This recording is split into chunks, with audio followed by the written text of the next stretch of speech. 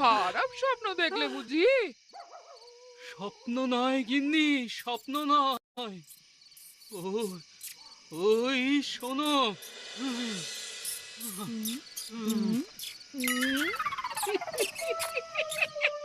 ভূত নয়, ভূত নয়, ইঁদুর। এই হুশ হুশ, যা যা যা যা যা যা যা। ছ্যা, ছ্যা, ছ্যা, ছ্যা, ছ্যা, ছ্যা। যে কিনা নিজের বুদ্ধির জোরে রাজ্য জয় করে বেড়ায়, সে কিনা ভূত ভয় পায়। ভূত নয়, ভূত নয়। আমি ওই ভয়কেই খুব ভয় করি। আর মান সম্মান সে তো বিয়ের পর থেকেই আর আস্ত নেই। কে বললে?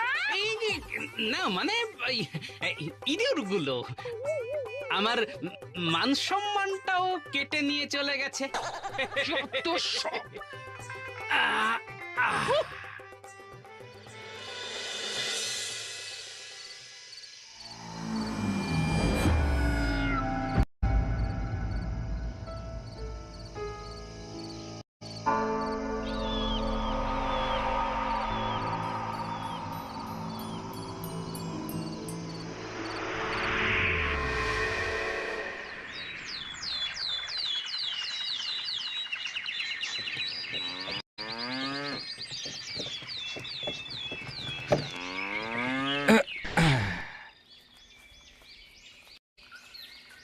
কি বিশাল বাড়ি!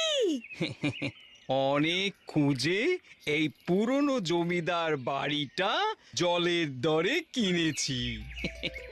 শুনেছি এই সপ্তপুরের জমিদার এককালে তার স্ত্রী আর ছেলেকে নিয়ে এইখানেই থাকতো। তারপর কি? তারপর নাকি রাতারাতি স্ত্রী আর ছেলে নিরুদ্দেশ হয়ে যায়। সেই শোকে কয়েকদিনের মধ্যে জমিদারও নাকি চলে যান।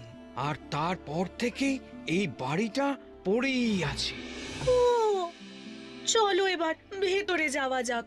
হ্যাঁ হ্যাঁ, তাই চলো, তাই চলো। হ্যাঁ, হ্যাঁ হ্যাঁ।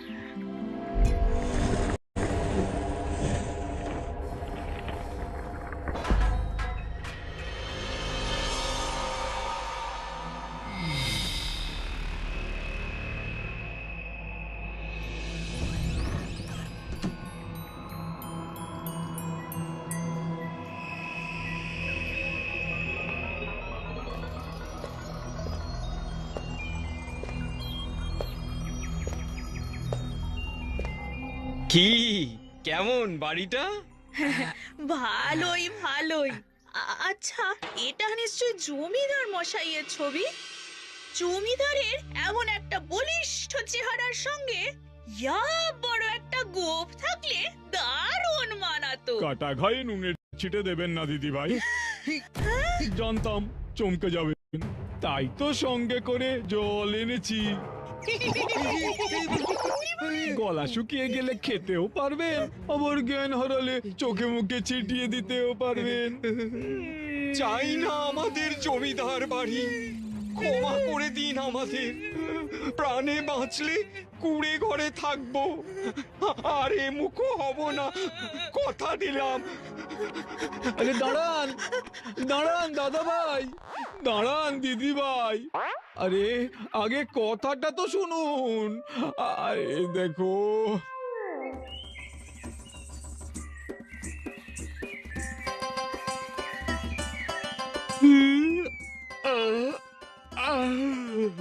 এই গোপাল, খালি খালি হাই তুলো না তো। আরে তোমার নকল গোঁপটা যে এবার খুলে যাবে। এ কি মহারাজ, আপনারা কি আমার মতো রাতে ঘুম হয়নি? মোটেই না, আমি হাই তুলছি তোমাকে দেখে। আর জানো না, কথায় আছে হাই জিনিসটা খুব হিংসে, দেখলেই তুলতে ইচ্ছে করে। শুধু হাই নয় মহারাজ, লোকের কাছে ফুলগুলো হিংসের, দেখলেই টুক করে তুলতে ইচ্ছে করে। আও! ওই দেখুন।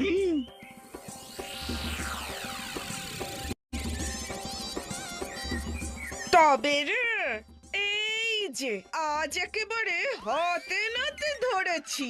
তার মানে তুই রোজ সকালে আমার গাছের ফুল চুরি করিস না? আমাকে একদম চোর বলবে না। ঠাকুরের নামে কিছু নিলে তাকে চুরি বলে না। তবে কি ডাকাতি বলবো? হবেই তো। যে রাজ্যে মহারাজের মতো ডাকাত আছে, সে রাজ্যে দিনে দুপুরে ডাকাতি তো হবে। এই, আমাকে একদম মহারাজার মতো ডাকাত বলবি না।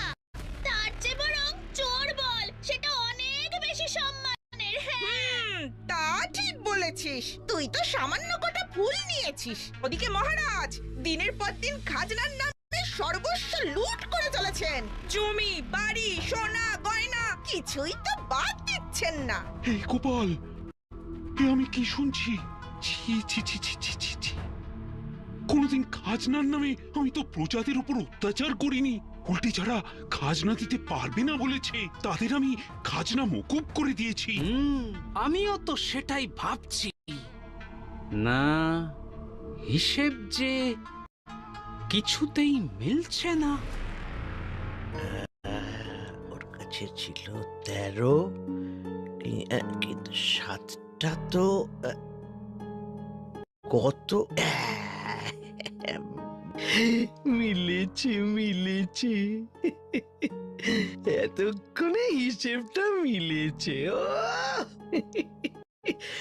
এ মাসে খাজনার নামে প্রজাদের কাছ থেকে ওই 1,500 স্বর্ণমুদ্রা, 13 বিঘা জমি আর 70 ভরি সোনা হাতিয়েছি। মহারাজ ঘুণাক্ষরেও টের পায়নি। আস্তে, দিনের বেলা ঘরে জানলা খুলে এইসব হিসেব করতে নেই। আচ্ছা, তোমার বুদ্ধি জানলাটা কবে খুলবে? হ্যাঁ, তুমি একদম চিন্তা করো না গিন্নি। হ্যাঁ, এবারে কোমর বেঁধে তবেই মাঠে নেমেছি। ওই কোমরের বাদর যে কবে কোমরের দড়ি হয়ে যাবে টেরই পাবে না। যতদিন এই রাজ্যে গোপাল ভাঁড় আছে ততদিন তোমাকে নিয়ে আমার দুশ্চিন্তা শেষ নেই বাবা। আর দুশ্চিন্তা করতে হবে না। অনেক ভেবে চিনতে সব ঘুঁটি সাজিয়েছি। এই রাজা খারাপ রাজা, আমরা কেউ ভালো নেই।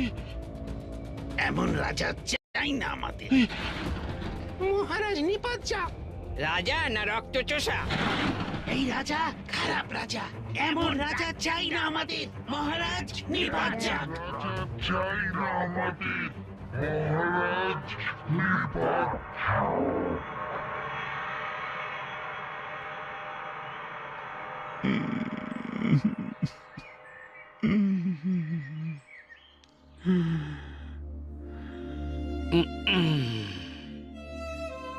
মন খারাপ করবেন না মহারাজ। চলুন এবারে প্রাসাদে ফিরে চলুন। তাই চলো।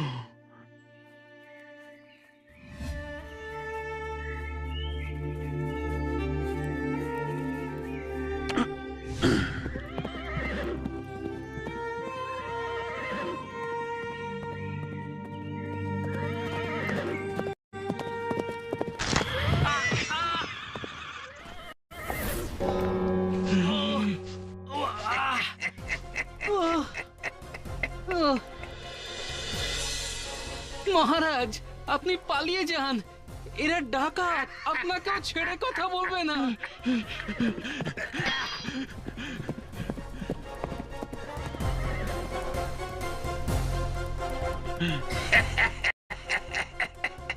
মহারাজ তো পালিয়ে গেলেন, কিন্তু তুই পালাবি কোথায়?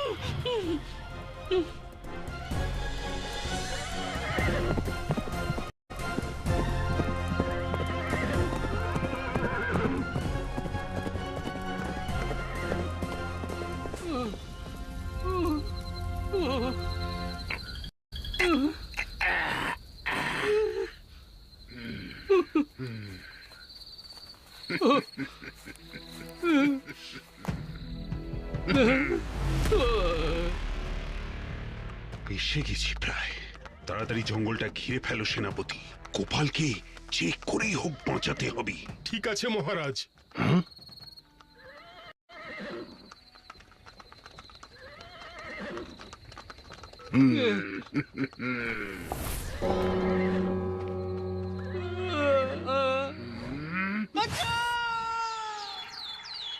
আওয়াজটা ওই দিক থেকে এলো মহারাজ। চলো।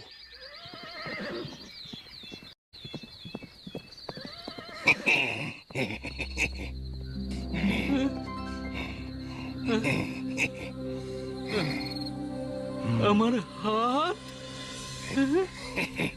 গুরু সব ঠিক আছে তো? ঘুম হলো? গুরু কে আপনি? এই দেখো গুরু, তুই যেমনটা বলেছিলে তেমনটাই করেছি। বাচ্চা পুরো বিকিনি মহাজন কাউকে বাদ দিইনি। যার বাড়িতে চা পেয়েছি সব তুলে নিয়ে এসেছি। বলছি গুরু, আমাদের এবার একটু বেশি করে ভাগ দিও। মানছি যে ডাকাতির পুরো পরিকল্পনাটাই তোমার, কিন্তু কাজটা তো মাঠে নেমে আমরাই করেছি। গোপাল বিশ্বাসঘাতক!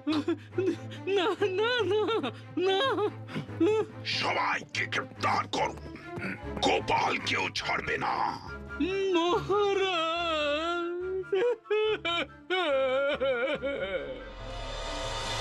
ছি গোপাল ছি, এই ছিল তোমার মনে? মহারাজ, আমি বলি কি, এই গোপালকে কারাগারে ঢুকিয়ে তালা দিয়ে চাবিটা সমুদ্রের জলে ফেলে দিন, যাতে বিশ্বাসঘাতকটা জীবনে কোনোদিনও আর বাইরে বেরোতে না পারে। না, কারাগার হোক কি খোলা আকাশের নিচে, এই রাজ্যের মাটিতে গোপালের কোনো অস্তিত্ব আমি রাখবো না। আমি ডাকাত দলকে আজীবন কারাবাস দিলাম, আর গোপালকে পরিবার সমেত রাজ্য ছাড়া করলাম। এটাই আমার আদেশ।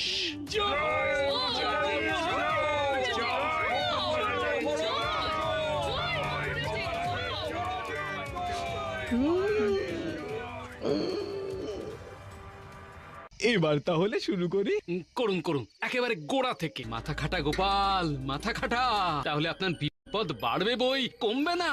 কি চান খোলাখুলি বলুন দেখি। মুক্তি চাই গোপাল। তোমাদের কথা ফেলি কি করি?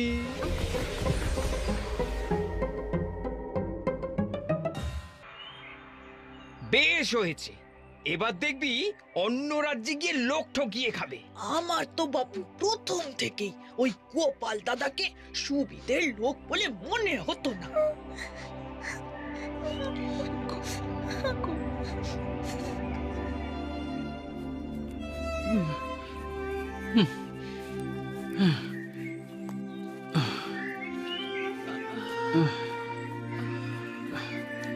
আরে চলে এসো গিন্নি, আর তো মাত্র 2 ক্রোশ বাকি।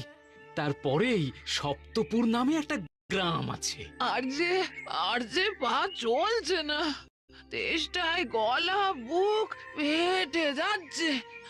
আহা, ভারী শরীরে একটু তেষ্টা তো পাবেই। লজ্জা, এত কিছুর পরেও মজা আসে কথা থেকে। চলো চলো।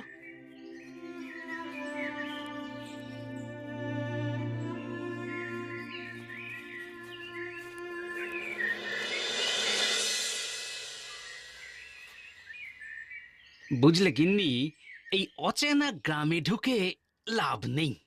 কে কেমন মানুষ হবে বলা তো যায় না। তার চেয়ে গ্রামের বাইরে এই বাড়িতে কয়েকটা দিন কাটানো যাক। মনে হচ্ছে বাড়িটা খালি পড়ে আছে। হ্যাঁ, সেই ভালো। চলো চলো চলো।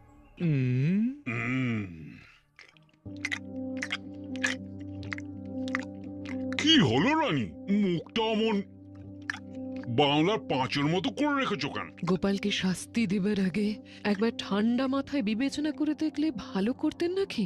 যেটা নিজের চোখে দেখেছি সেটাকে অবিশ্বাস করি কি করে বলো রানী? যেটা চোখে দেখা যায় সেটাই একমাত্র সত্যি, তার তো কোনো মানে নেই মহারাজ। যেটা চোখে দেখা যায় না সেটাও তো লোকে বিশ্বাস করে, যেমন ধরুন ভগবান অথবা ভূত। ভূত? এর মধ্যে আবার ভূত এলো কোথা থেকে?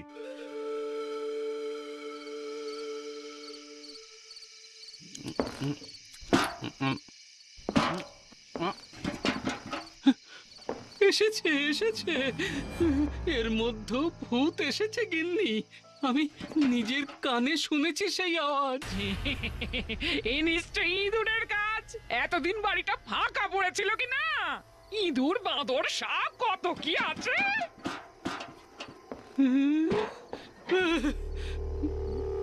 গিন্নি, এ তো যে সেই দূর নয়, একেবারে গেছই দূর। আরে আগে তো তোমাকে খেতে দিয়ে নি, তারপর ওর গুপ ধরে আমি বাড়ির বাইরে ছুঁড়ে ফেলে দেবো, এই আমি বলে দিলাম। হ্যাঁ, এই দূরের গোপ নেই। উফ, আবার গোপ তুলে কথা, মনে বড় ব্যথা লাগে।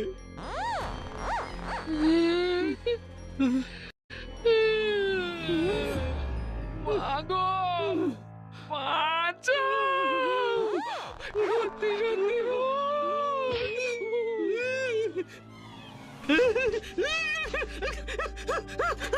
আরে দাঁড়ান দাদা ভাই, দাঁড়ান। আরে আমার কথাটা একবার শুনুন।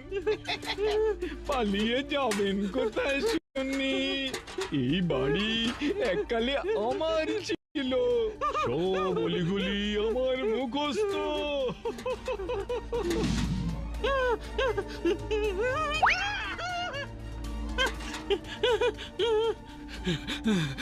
ভূতের সঙ্গে গায়ের জোরে পেরে উঠবো না। মাথা খাটা গোপাল, মাথা খাটা।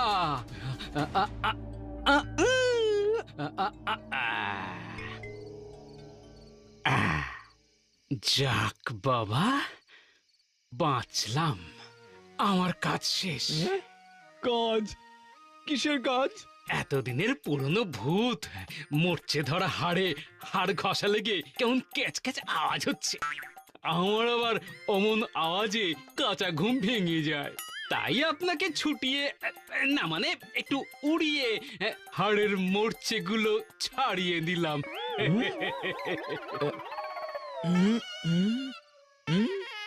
এই এই সত্যি তো?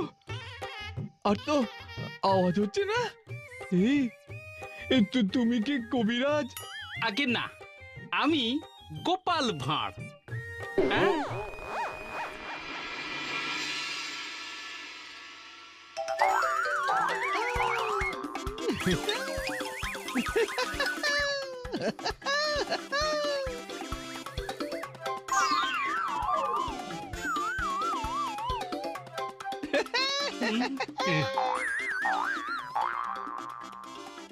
এখনো ভয় পাচ্ছ না? না, পাচ্ছি না।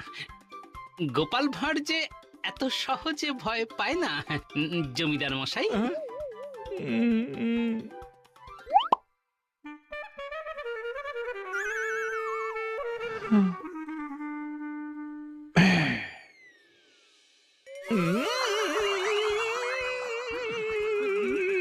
এরকম করবেন না জমিদার মশাই, মাথার প্যাঁচ খুলে যাবে যে। এই দেখো, খুলে গেছে।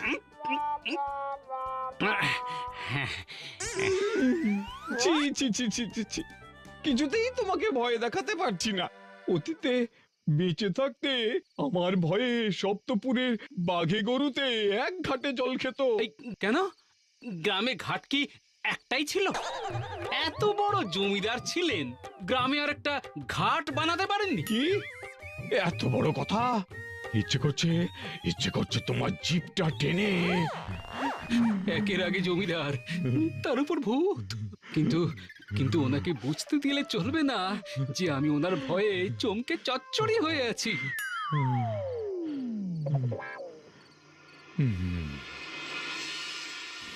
থাক থাক, জীবনটাও গেছে, জমিদারিও গেছে, ছেলে বউও গেছে, মেজাজটা রেখে আর কি করব?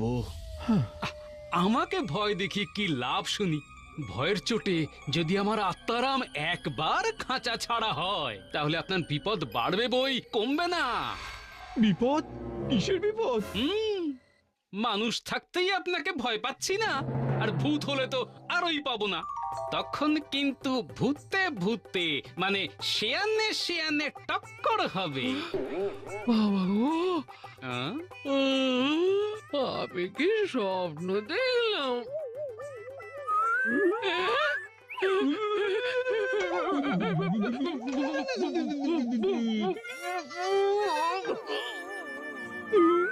বোঝো কাণ্ড, বেচারি গিন্নি আমার ঠিক করে 3 বার ভূত ভূত পর্যন্ত বলতে পারলো না, 2.5 বার বলেই আবার শুয়ে পড়লো।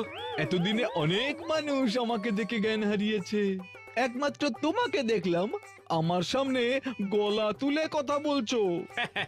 হ্যাঁ, কারণ আমি গলা দিয়ে নয় মাথা দিয়ে কথা বলি। আপনার থেকে আরো অনেক ভয়ঙ্কর জীবের সঙ্গে এই জীবনে আমার দেখা হয়েছে, তারা কেউ আমার সঙ্গে বুদ্ধির জোরে পেরে ওঠেনি।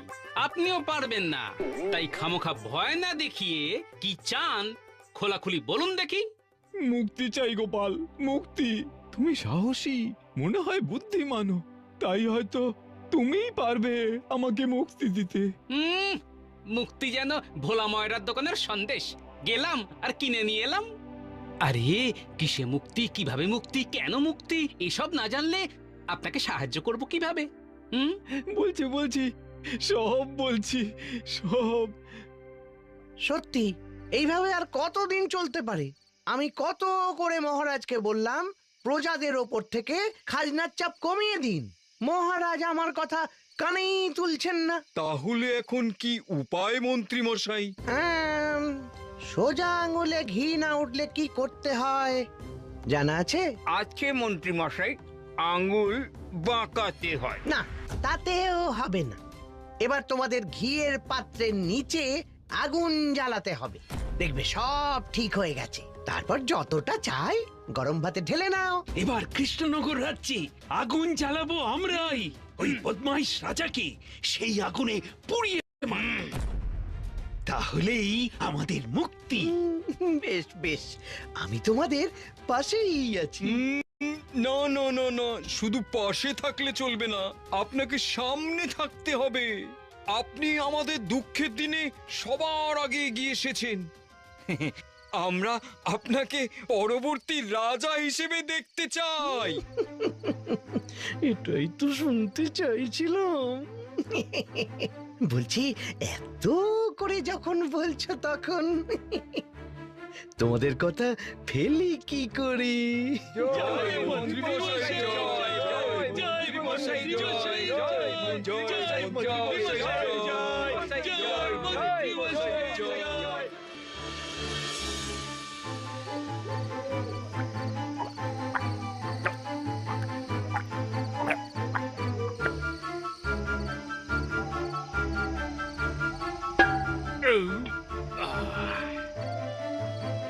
এই এই ঘাড়ের কাজটায় দিচ্ছি।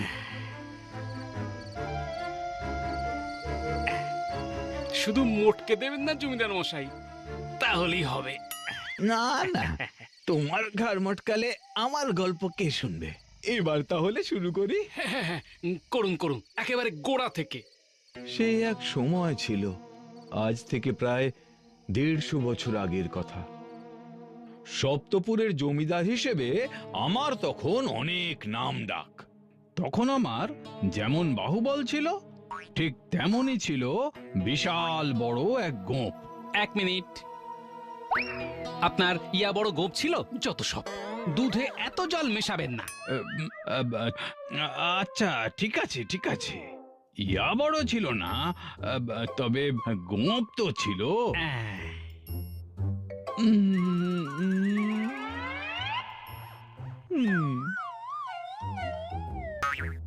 আবার মিথ্যে কথা? বেশ, অত বড় গোঁপ না থাকলেও ছোট মাছি গোঁপ তো ছিল।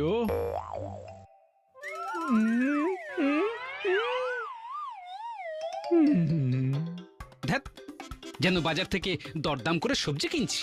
এই, সত্যি কথা না বললে কিন্তু আমি আপনার গল্পই শুনবো না। আমি আপনার গল্প থেকে বেরিয়ে যাচ্ছি। দাঁড়ো। আচ্ছা, এবার আমি সত্যি বলছি। আমার জমিদারিতে সব ছিল, শুধু নাকের নিচে গোঁফটা ছিল না। আর সেই নিয়ে সবাই আমার আড়ালে কি হাসাহাসি করতো। হুম, হুম।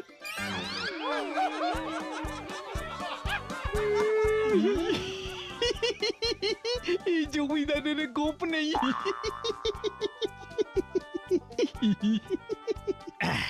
এইবার ঠিক হয়েছে। আপনি আপনার গল্প বলুন, আমি দেখছি। এই, থুড়ি থুড়ি থুড়ি শুনছি। তখন আচমকাই গ্রামে ডাকাতের উপদ্রব বেড়ে গেছিল। ওরা যখন খুশি এসে সব লুট করে নিয়ে যেত।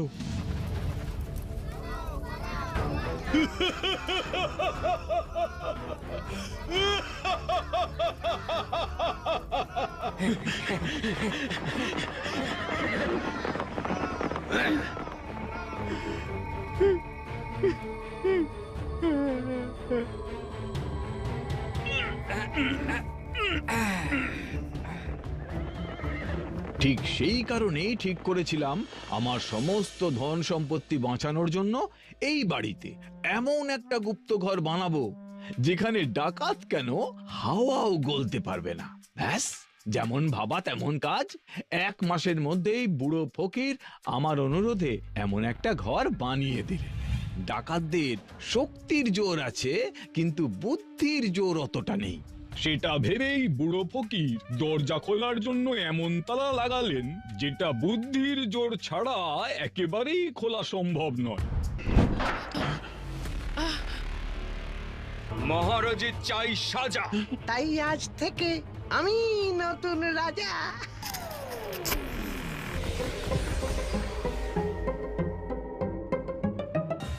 হেয়ালির উত্তর দিলে তবেই দরজা খুলবে। তা বুড়ো ফকির সবে আমাকে হেয়ালির উত্তর বলতে যাবেন, ঠিক এমন সময় তার শ্বাস ফুলে গেল।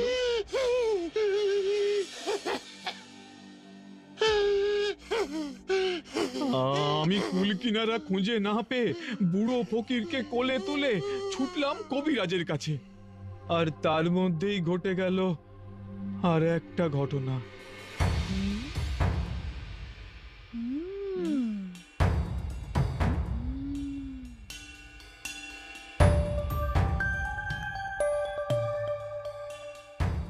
চলো মা, দেখি ওই ঘরে কি আছে। এক কাজ কর, দরজাটা ভেতর থেকে বন্ধ করে দে। তোর বাবা দেখলে আবার রাগ করবে। চ।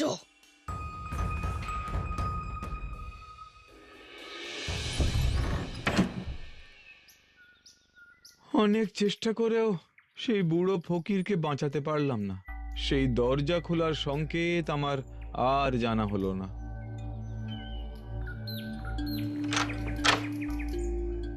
বাড়িতে ফিরে স্ত্রী আর সন্তানকে দেখতে না পেয়ে আমার চিন্তা আরো বেড়ে গেল।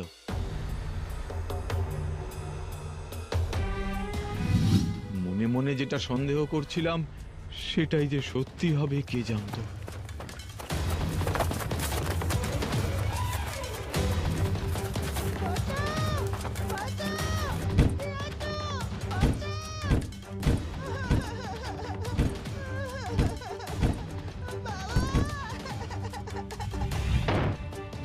ভাঙো ভাঙো, তাড়াতাড়ি ভাঙো, তাড়াতাড়ি তাড়াতাড়ি তাড়াতাড়ি ভাঙো, তাড়াতাড়ি।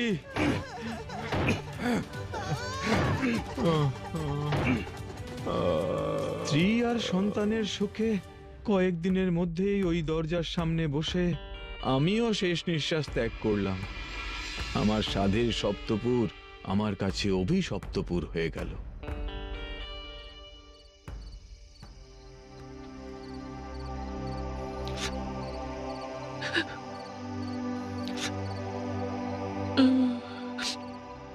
ভেবেছিলাম ভূত হয়ে ওই দরজার ফাঁক দিয়ে ঘরের ভেতরে ঢুকতে পারবো, কিন্তু বুড়ো ফকির যে হাওয়া গলার জায়গাটা পর্যন্ত রাখেননি।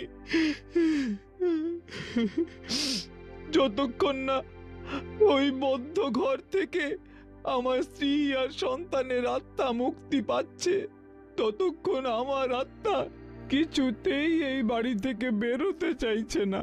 দয়া করে ওই দরজা খুলে আমাদের তিনজনকে মুক্তি দাও গোপাল, মুক্তি। যেখানে শক্তি হেরে যায় সেখানে বুদ্ধির জয় হবেই। আপনার যেমন শরীরের থেকে আত্মা আলাদা হয়ে গেছে, আমারও খানিকটা তাই হয়েছে।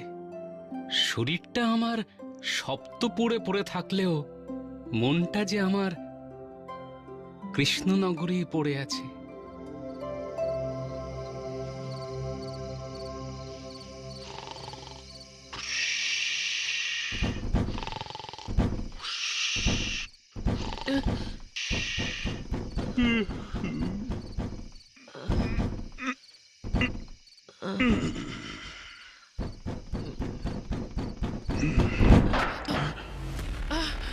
শয়তান রাজা নিপাত যাক।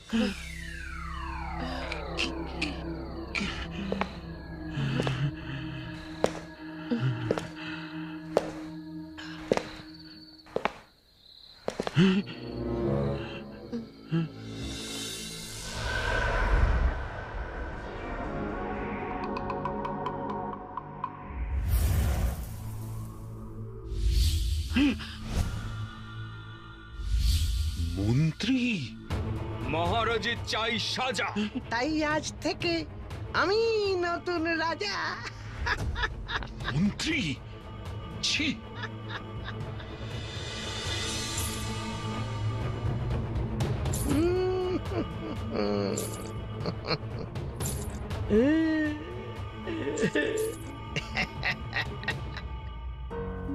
এমন কাউকে নিয়ে এসো যে 100-এর তুলো তুলতে পারে না, কিন্তু 10-এর লোহা তুলতে পারে সহজেই। আমি তো সারা জীবনেও এমন মানুষ খুঁজে পেলাম না গোপাল। বুড়ো ফকিরের মাথাটা একেবারেই বুড়ো নয়। আচ্ছা, হেয়ালির জাল বুনেছেন উনি। এমন কেউ যে 100-এর তুলো তুলতে পারে না, কিন্তু 10-এর লোহা তুলতে পারে। 100-এর তুলো তো 10-এর লোহার তুলনায় হালকা, তাহলে কেন তুলতে পারে না? আমার আবার ওই খালি পেটে না মাথাটা ঠিক কাজ করে না। কি বলছো? যাই, ময়রার কাছ থেকে কিছু খেয়ে আসি, গিন্নির জন্য কিছু নিয়ে আসি। আপনার তো আর এসবের বালাই নেই।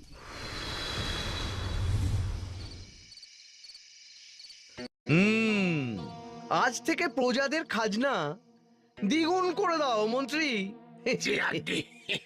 খাজনার 1 ভাগ রাখবে রাজকোষে, আর আরেক ভাগ রাখবে আমার বাড়িতে।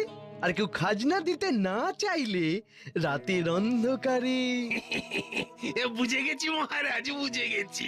ওই কাজটা আমরা ভালোই পারি।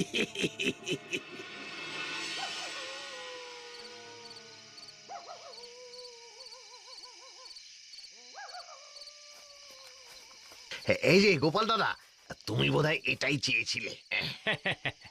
একদম ঠিক জিনিস এনেছো। এবার আমি চলে। ঠিক আছে, ঠিক আছে।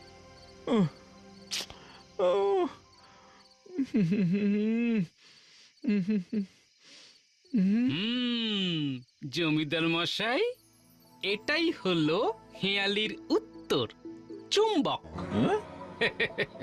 এটা চাইলেই 10-এর লোহা তুলতে পারে, কিন্তু 100-এর তুলো তুলতে পারে না।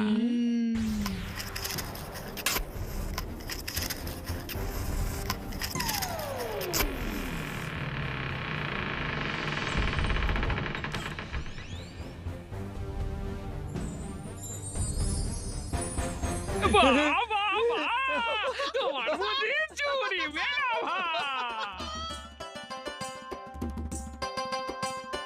বাবা গো বাবা, একটা নয়, এখন আবার 3টে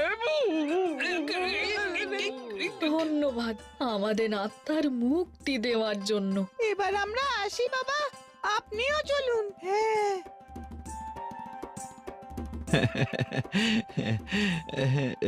চলি। এ কি কি হচ্ছে? আমি বেরোতে পারছি না কেন? ও, ও, ও, ও, বাবা, হা, আপনার কাজ যে এখনো শেষ হয়নি। ছেলে বউকে মুক্তি দিয়ে আপনাকে ঋণী করেছি যে। শুনেছি ভূতেরা ঋণ শোধ না করলে মুক্তি পায় না। হ্যাঁ? এতদিন পর ছেলে বউকে পেয়েও ওদের সাথে যেতে পারবো না। নিশ্চয়ই যাবেন, নিশ্চয়ই যাবেন, তবে আমার একটা ছোট্ট কাজ করে দিয়ে।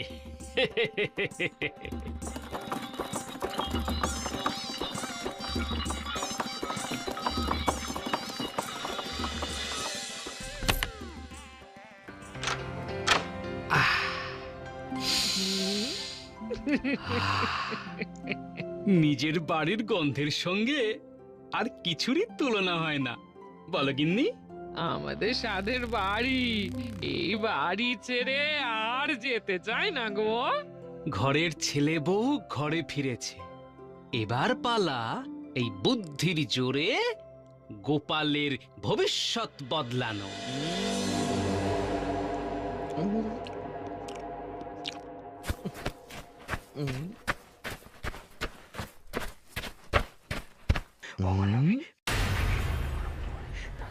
সেপাইরা, এক্ষুনি যাও, সমস্যাকে গোড়া থেকে উপড়ে ফেলো। গিন্নি, কতদিন পর এই বিছানায় নিশ্চিন্তে ঘুমোবো বলো? আজ ইঁদুর কেন, কানের কাছে খোল করতাল বাজালেও কেউ আমার ঘুম আটকাতে পারবে না। হুম? হুম? এত রাতে আবার কে এলো?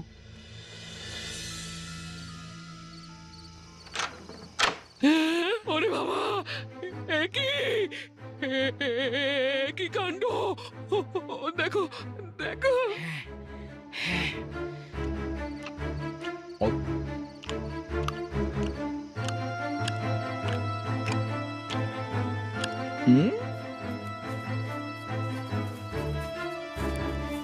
চিন্তা করো না গোপাল, আমি তোমার পাশে তোমার বুদ্ধির মতো আছি। বুদ্ধি বটে আছে, কিন্তু তাকে চোখে দেখা যায় না। এখন শুধু তুমি আর তোমার গিন্নি আমাকে দেখতে পাবে। যখন সবার দেখার দরকার হবে, তখন আমি সবাইকে দেখাবো।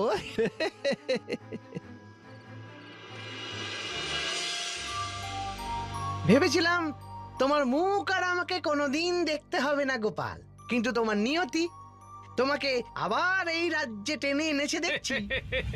ইতিহাস সাক্ষী আছে, মন্ত্রী মশাইয়ের সঙ্গে এই গোপালের পাল্লা সব সময় ভারী থাকে। থাকে নয়, বলো থাকতো। এখন এই মন্ত্রী হয়েছে রাজা, কাল তোমার সাজা। দুটোই মনে থাকে যেন। হুম?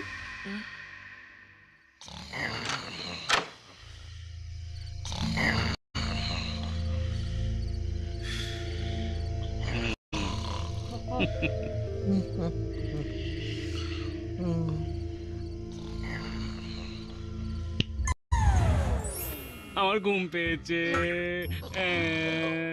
আমি কারাগারে ঘুমাবো না, আমি এখানেই ঘুমাবো।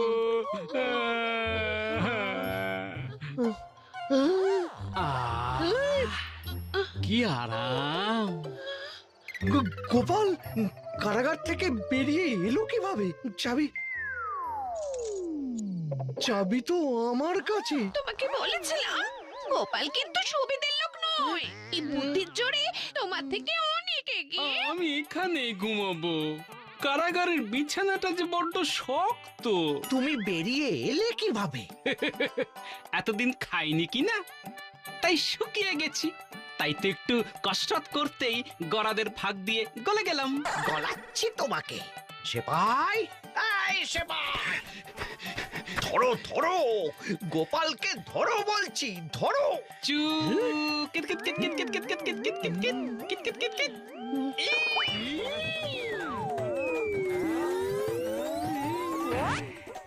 এ কি?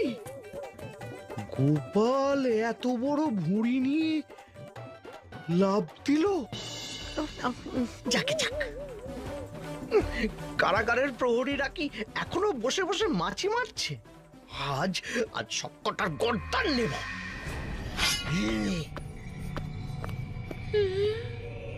বরং নিয়ে নিন গর্দান।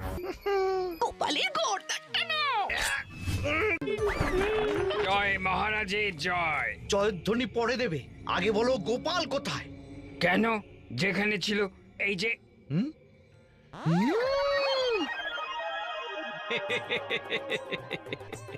একটু আগে গোপাল তো আমার ঘরেই ছিল।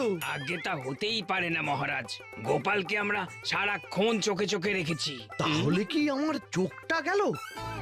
না, এখন গিয়ে আর একটু ঘুমোই, কাল সকালে বাকিটা হবে। ধন্যবাদ জমিদার মশাই, তাহলে বাকিটা কাল সকালেই হোক। গোপালের শাস্তি চাই, শাস্তি চাই। হ্যাঁ, গোপালকে শাস্তি দিতেই হবে।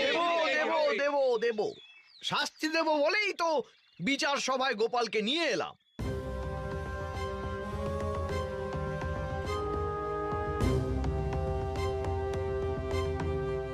এবার তোমায় আর তোমার গিন্নিকে শাস্তি দেওয়ার পালা গোপাল। কারাবাস না দীপন্তর, কোনটা দেবেন মহারাজ? আমি বলি কি, ওসব দিয়ে টিয়ে লাভ নেই, বরং নিয়ে নিন গর্দান। হ্যাঁ, আমিও চাই আমার গর্দান নেওয়া হোক। মৃত্যুদণ্ড ছাড়া আর কোনো শাস্তি আমি মাথা পেতে নেব না, আমি আগেই বলে দিলাম। এ তুমি কি বলছো?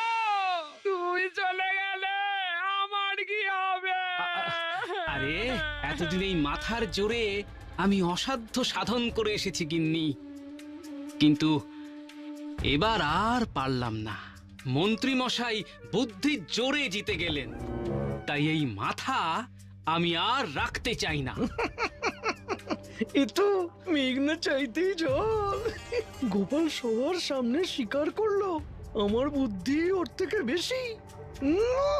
ইচ্ছে করছে নিজের পেটটা নিজেই চাপড়ে দিই। তাই একটিবার আমি আমার মাথা নতুন মহারাজের মাথার সঙ্গে ঠুকে নিতে চাই। এমন বুদ্ধিমান মাথা একটিবার স্পর্শ করব না, তাকে হয় চলে যাওয়ার আগে ধরে নিন, এটাই আমার শেষ ইচ্ছে মহারাজ। দেখলে গিন্নি, দেখলে এতদিন তো আমার মাথা নিয়ে কত কটু কথা শুনিয়েছ। আজ গোপালও আমার মাথা ছুঁতে চায়। সবার সামনে প্রমাণ হয়ে গেল যে বুদ্ধির জোর আমার কতটা। আর বেশি নেচো না তো, তাড়াতাড়ি গোপালের গর্দানটা নাও। তুই চুপ করে তো। আরে আগে এই মুহূর্তটা একটু উপভোগ করতে দাও। ওর শেষ ইচ্ছে আমি মেনে নিলাম, তবে আস্তে মাথা টুকো গোপাল, না হলে যে শিং গজাবে। মন্ত্রী মশাই, খাজনা লুটের পরিকল্পনাটা ভালোই ছিল। মহারাজ কেন, আমিও বুঝতে পারিনি যে আপনি এমন একটা কাণ্ড ঘটাতে চলেছেন। এতদিন সবাই শুধু আমার বুদ্ধি নিয়ে রঙ্গ তামাশাই করেছে, তুমিও বাদ যাওনি। তবে একটা কথা বলি মন্ত্রী মশাই, মহারাজকে ওই দিন পালাতে না দিয়ে যদি ডাকাত দল ধরে ফেলতো, তাহলে আপনার কাজ আরো সহজ হয়ে যেত। মাথাটা আপনার এখনো মোটা। মোটেই নয় গোপাল, মহারাজকে পালাতে না দিলে ওই মহারাজের সামনে প্রমাণ করতাম কিভাবে যে তুমি ডাকাত দলের লোক? হ্যাঁ, শোনো গোপাল, অনেক ভেবেই আমি সব কাজ করেছি। যাবার বেলায় খামোখা আমাকে জ্ঞান দিতে এসো না তো। বলেন কি, তার মানে আপনি ডাকাতদের শিখিয়ে দিয়েছিলেন যে ওরা যেন মহারাজের সামনে আমাকে ওদের দলপতি হিসেবে দাবি করে। তারপর মহারাজ আমাকে ভুল বুঝে শাস্তি দিলেন, আর আপনি ফাঁকা মাঠ পেয়ে মহারাজকে কারাগারে ঢুকিয়ে দিলেন। ঠিক বুঝেছো গোপাল। এবার বলো, আমার মাথা মোটা নাকি? হ্যাঁ, আজ তো তোমাকে মরতেই হবে। চলো। সে আর বলতে, একটু সুরসুরি দিতেই গলে গিয়ে নিজেই স্বীকার করলেন আপনার গুণকীর্তনের কথা। প্রথমে মহারাজের নামে রাজ্যের প্রজাদের খাজনা লুট করেছেন, তারপর মহারাজের সামনে আমাকে অপরাধী বানিয়ে শাস্তি দিয়েছেন, আর সব শেষে মহারাজকে বন্দি করে নিজে রাজা হয়েছেন। আমরা সব শুনেছি। ওই ষড়যন্ত্রী মন্ত্রীর শাস্তি চাই, শাস্তি চাই, শাস্তি চাই, শাস্তি চাই। এবার তুমি কি করবে? সবাই সবটা জেনে গেল কি করে? সে পরে দেখবো। আগে আগে গোপালকে কার গর্দান আগে নেবেন মন্ত্রী মশাই?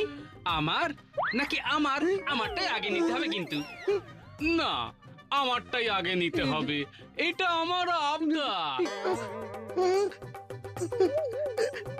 বাবারি বাবা, পালা পালা, এ তো গোপালের ভূত, একটা নয় দুটো গোপাল, পালা পালা পালা পালা।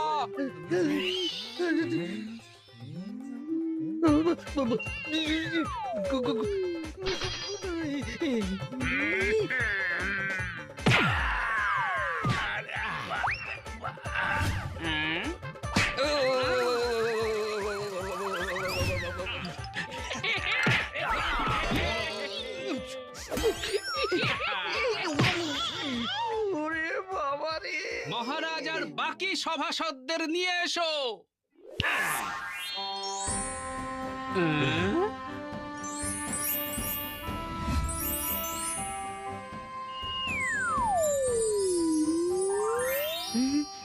জয় মহারাজের জয়, সবাই বলো জয় মহারাজের জয়, জয় মহারাজের জয়। গোপাল, এবার আমি আমার কর্তব্য পালন করব।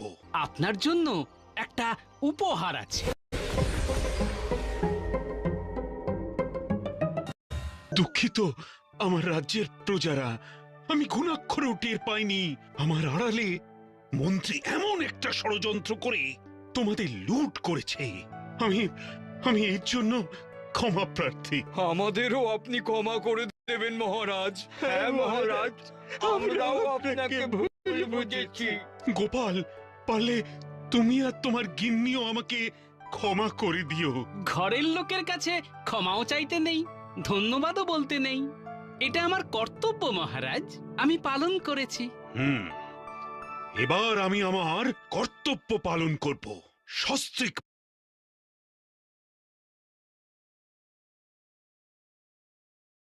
মন্ত্রীকে এমন শাস্তি দেব যে সারা জীবন মনে রাখবে। আগে আমার মাথায় একটা ভালো শাস্তি এসেছে মহারাজ। কৃষ্ণনগর থেকে 28 ক্রোশ দূরে একটা জমিদার বাড়ি আছে। এই জমিদার ভূত সেখানে একা একাই থাকে। এই মন্ত্রী আর মন্ত্রীর স্ত্রী ওখানে গিয়ে তার সাথে থাকলে ভালোই হয়। না গোপাল, না, তার থেকে বরং তুমি আমায় মেরে ফেলো। ওই ভূতের সঙ্গে এক বাড়িতে থাকবো না।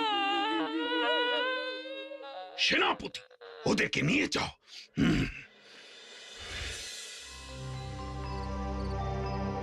ধন্যবাদ গোপাল, তুমি না থাকলে আমাকে সারা জীবন ভূত হয়ে এই বাড়িতেই থেকে যেতে হতো। আর আপনি না থাকলে আমাকে সারা জীবন বিশ্বাসঘাতক হয়ে আপনার গোফের গল্প শুনে যেতে হতো। হ্যাঁ? দাঁড়ান, আপনার জন্য একটা উপহার আছে। এই নিন। এটা আপনার নাকের নিচে লাগিয়ে নিয়ে আপনার স্ত্রী আর সন্তানের কাছে ফিরে যান। ওরা আপনার জন্য অপেক্ষা করছে সেই 150 বছর ধরে। গোপাল, এটা শুধু গোপ নয়, এ আমার জীবন। তুমি আমাকে নতুন জীবন দিলে, ধন্যবাদ।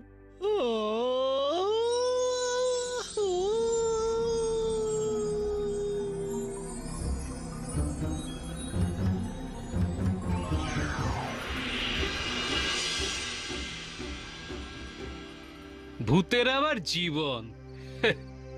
কই রে, তোরা কোথায় গেলি? আমরা এসে গেছি গোপাল দাদু। আর দেরি করিস না, কাজে লেগে পড়। চল চল চল।